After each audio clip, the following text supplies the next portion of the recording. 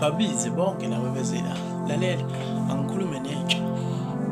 Lalelani, uthando alisetshenziswa ngemali.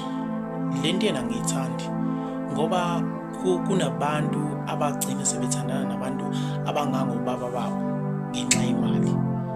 Musani ukwakha ibhizinisi ngethempeli. Le ibuhlungu ngoba ngalesikhathi uthandana nomuntu othandana naye, akukho mhlawumbe ekuthenini untanga wakho ubuka njengomuntu ophusile. No man, ubuka njengesilima qinisilelo. Ngobani? Ngalesikhathi uthandana nalo muntu, ubaba wakho umbheka kanjani? Umuntu ongangobaba wakho ungambuka ebusweni manje uthi uyamthanda until nize niye emashidini. No, yintsha musani ukuyenza lento. Uthando asimusi ukulisebenzisa imali, like asimusi ukwakha ibhizinisi ngothando. Lalela, khuluma